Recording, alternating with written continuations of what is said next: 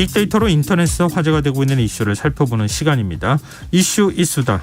빅데이터를 읽어주는 남자죠. 김덕진 미래사회 IT연구소 소장 스튜디오에 나와 계십니다. 안녕하세요. 네, 안녕하세요. 반갑습니다. 김덕진입니다. 자, 그럼 한 주간의 이슈 한번 정리해 볼까요? 네, 1위 분야가요. 경제 분야인데 이 부동산 영역에서 전세라는 키워드가 나왔어요.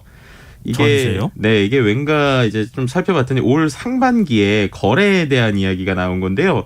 고가 전세 거래 비중이 줄어들었다라는 얘기입니다. 그래서 이제 요즘에는 뭐 이런 거래와 관련된 다양한 데이터들이 나오게 되는데 한 이제 이 부동산 플랫폼에서 조사한 서울 아파트 전월세 거래량에 대한 건데 올해 상반기에 11만 6,014건으로 조사됐다고 해요.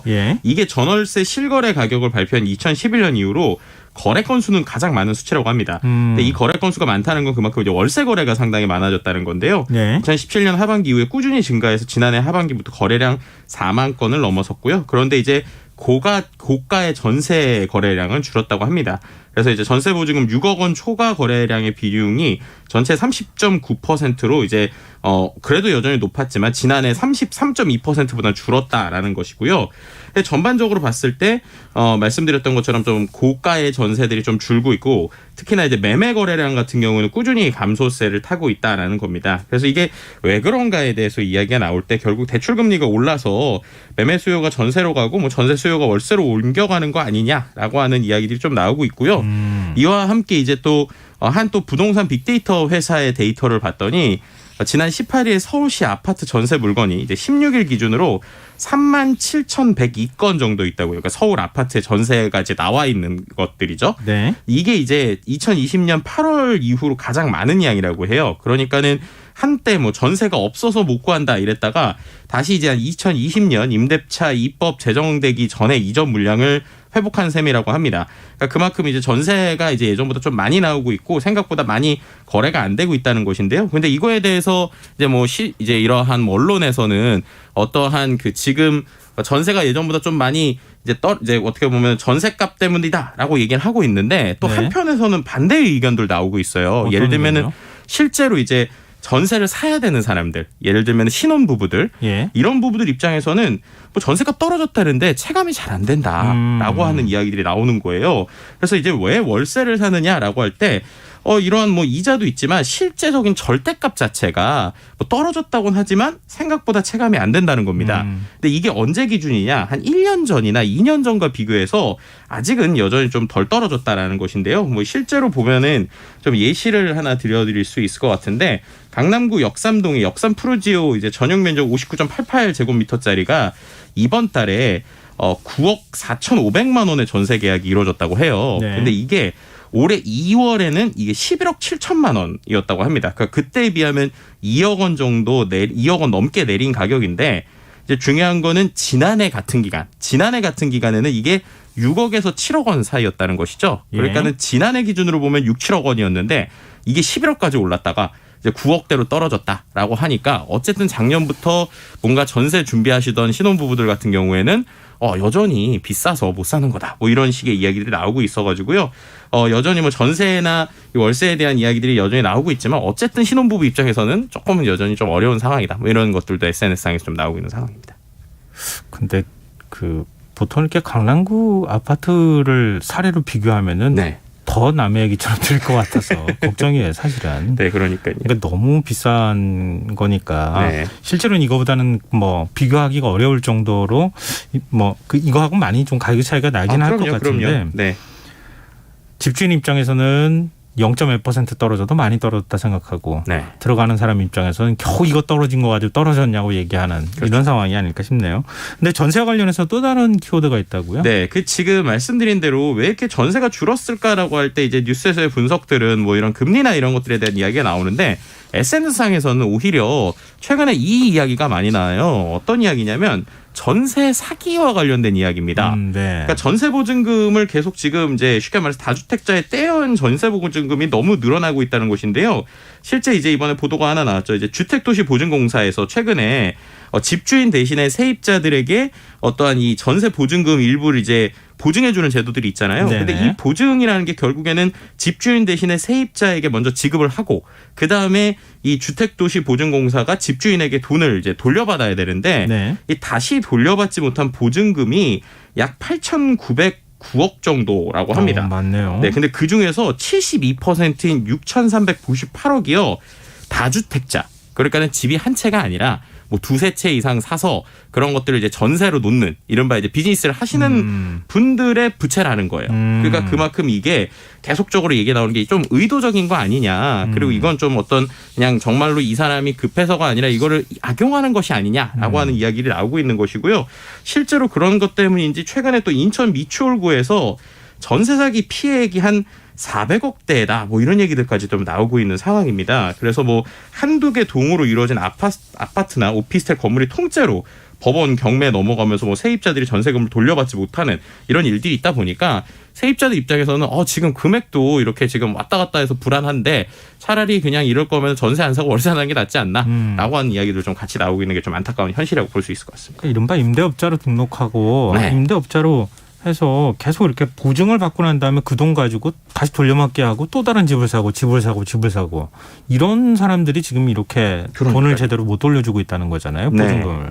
이런 문제에 대해서는 한번 진짜 들여다봐야 할 필요는 있을 것 같습니다. 네, 맞습니다.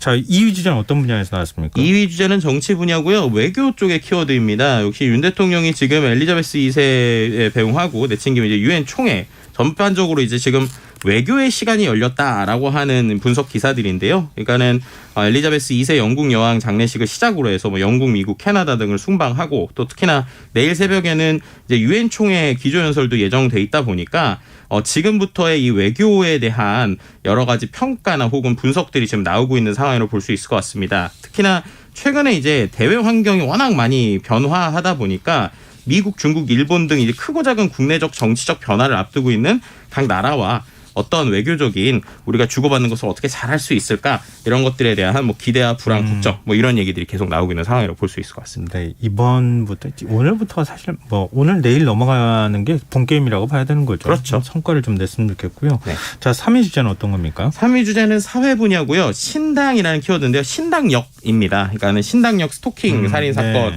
이제 피의자인 31살 전주환 씨에 대한 이야기라고 보시면 될 것 같고요. 지금 얘기 나오는 것들이 어떻게 보면은 너무 이제 계획된 범죄다라고 하는 이야기들이 나오고 있는데 더 이제 사람들에게 분노를 이제 지금 일으키고 있는 것이 이번에 KBS 단독 보도 내용이 나왔거든요. 그러니까 이미 스토킹 사건이 일어날 때마다 경찰이 대책을 발표했고 지난해 말에도 위험 단계를 판단해서 신속 적극 대처하겠다는 대책을 내놨는데 올 1월이죠. 이 신당역 사건 피해자가 피의자를 재고소했다고 해요. 이미. 근데 그때 관련 회의조차 없었다라는 겁니다.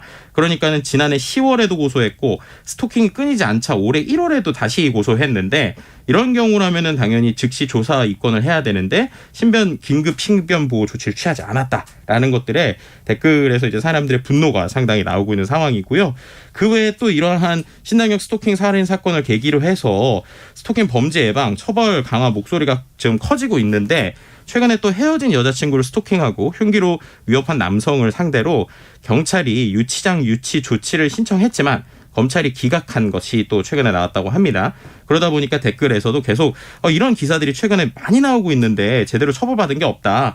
이렇게 되는 거는 정말 좀 문제가 있다. 뭐 이런 것들에 대해서 우리가 좀 사회적으로 다시 봐야 되는 것이 아니냐라고 하는 분노의 댓글들 좀 많이 볼 수 있었습니다. 네, 지금 법은 만들었는데 법이 실효적으로 작동하지 않고 있다는 거잖아요. 그렇죠. 뭐 예를 들어서 서면 권고하고 그다음에 휴대폰이나 문자나 이런 거 전화하거나 문자 보내지 못하도록 하고 뭐 이렇게 해서 결국 마지막에 사후 조치라고 해서 한 달 동안 구치소 아니면 유치장에 감금하는 건데 그렇죠. 그 전에 이미 피해를 다 받고 있는데도 불구하고 제대로 조치를 취하지 못하고 있다는 거잖아요. 그러니까요. 이런 부분들은 좀 보완이 필요하지 않을까 싶네요. 자, 그럼 4위 주제는 뭡니까? 네, 4위 주제는 스포츠 분야고요. 스포츠 분야 하면 딱 떠오르는 인물. 손흥민. 정말 얘기를 안 할 수가 없어요. 그 골 넣는 장면 보고 깜짝 놀랐어요. 어떻게 저렇게 골이 들어가는지. 또 역시 또 역사를 하나 만들었죠. 이게 13분 만에 손흥민의 해트트릭인데 이 13분이라는 게 토트넘에서는 최초라고 해요. 그러니까 토트넘에서는 지금까지 교체 선수로 들어와서 해트트릭을 한 적이 한 번도 없었는데 해트트릭을 해냈고요. 또 13분 안에 한 건데요. 그래서 또 재미있는 또 데이터가 있어서 하나 가져왔는데 이 영국 프리미어리그 EPL 있잖아요. 네. EPL에서 최단 시간 동안에 3골 넣는 해트트릭 몇 분 만에 됐을 것 같으세요? 아, 그 이전의 기록이요? 네, 이전의 기록. 그래도 아무래도 한 20분 이상은 있어야지 3골 넣지 않겠어요? 네. 3골 넣는 건데. 그러니까 이게 아까 말씀드린 대로 토트넘에선 최초인데 네. EPL 전체로 보면은 13분 안에는 손흥민이 5위권 안에 못 들어요. 아, 그래요? 네, 놀라운 게 2분 56초 만에 3골을 넣은 적이 있습니다. 아니, 골 몇 번 이렇게 패스 한 번 주고받으면은 한 1분씩 갈 것 같은데. 그러니까요. 이게 리버풀의 사디오 마네라고 하는 지금도 뛰고 있는 선수고요. 2015년에 사우스햄프턴에서 뛰고 있었던 그가 아스톤 빌라를 상대로 이제 2분 56초 만에 골을 넣어서 3골을 몰아넣었었고요. 예. 또 2위 같은 경우에도 4분 33초 만에 3골 넣기도 했는데 이제 어떻게 보면은 그만큼 이 기세라는 게 좀 축구에선 무섭지 않나 이런 건 좀 볼 수 있을 것 같고요. 아니요, 그래서 그거는 좀 네. 우리가 달리 생각해야 돼요. 네. 왜냐하면은 얼마나 짧은 시간 안에 3골 넣느냐가 중요한 게 아니라 네. 손흥민처럼 멋있는 골을 3골 넣느냐. 그렇죠. 이거 따져야 될 거예요. 그러니까요. 그래서 이제 기사 얘기를 드린 이유는 그만큼 이런 상황에서 이제 우리 축구 대표님 주장 손흥민이 한국에 왔기 때문에 이 기세를 좀 이어서 좀 이번에 좀 잘했으면 좋겠다 이런 얘기 좀 드리고 MH 싶습니다. 기다리고 있는데 그때도 좀 비슷한 골을 좀 넣어줬으면 좋겠어요. 그러니까요. 네. 자, 마지막 5위 주제는요? 5위 주제는 문화 분야고요. 키워드가 콘서트인데 가수 아이유에 대한 이야기입니다. 한국 영화 최초로 잠실 주경기장 무대에 올랐는데요. 88,000석을 좌석을 일찍이 매진시켰고 이틀 공연을 했거든요. 네. 압도적 스케일인데 어느 정도였냐면 드론쇼, 폭죽, 열기구 막 이런 것들이 나와서 오히려 공연장 밖에서도 멋있게 봤다는 이야기들이 나올 정도로 이 아이유라고 하는 그 어떤 여가수의 영향력을 이번에 또 보여줬다. 뭐 이렇게 좀 이야기할 수 있을 것 같고요. 예. 14주년에 대한 이제 이야기들이 좀 나오고 있고 또 한 가지 키워드 좀 얘기해야 될 것 같은데 노래자랑이라는 키워드가 나왔어요. 노래자랑요? 네, 아시겠지만 이제 전국 노래자랑. 아, 네. 네, 새 MC 김신영 씨가 이제 예. 그 지난번에 한번 녹화를 했는데 이번에 첫 회를 녹화를 했습니다. 네. 그랬는데 정말 고 송혜 선생님 같은 느낌의 어떻게 보면은 정말 제대로 된 뭐 캐스팅이다 이런 얘기가 나와서 놀라운 게 보통 이렇게 된 악플들이 있는데 지금까지 악플이 없어요. 그 대부분 이제 정말 잘 뽑았다 기대된다 이러고 있거든요. 예, 예. 그래서 이미 1회와 2회를 찍었기 때문에 이제 과연 이제 10월 16일 날 첫 편이 나가게 되는데 과연 또 첫 편은 어떤 기쁨을 줄지 뭐 이런 것들도 사람들에게 좀 관심을 보이고 있는 상황이라고 볼 수 있을 것 같습니다. 전 김신영 씨를 네. 전국 노래자랑 MC로 발탁했다는 소식 딱 듣고요. 네. 와, 제작진이 정말 머리가 좋다. 전 감탄했어요. 그러니까요. 왜냐하면 생각해 보세요. 요즘 시골 계신 분들이나 아니면은 연세 좀 있으신 분들도 트로트 가수 젊은 가수들 정말 좋아하잖아요. 그렇죠. 근데 송혜 선생님이 물론 없으니까 안 계시니까 그러는 얘기를 하는 거지만 김신영 씨 같은 좀 젊고 네. 또 푸근한 캐릭터가 있죠. 그렇죠. 예전에 행님아 사투리 진짜 많이 쓰고 있고. 이러는 네. 개그맨이 나와서 진행하면 정말 재밌어하시고 좋아할 것 같다. 그러니까요. 하여튼 KBS의 섭외 능력이나 이런 거에 다시 한번 감탄했는데요. 네. 이게 제가 너무 지나치게 자랑하는 건가요? 그거 하여튼 아니죠? 첫 회가 좀 기대는 돼요, 저도. 알겠습니다. 저도 좀 한번 챙겨서 봐야 되겠다 이런 생각이 드네요. 네. 자, 이슈 이스타 여기서 마무리하겠습니다. 지금까지 김덕진 미래사회 IT연구소 소장과 함께했습니다. 오늘 말씀 고맙습니다. 네, 감사합니다. KBS 라디오 김성환의 시사야 1부 순서는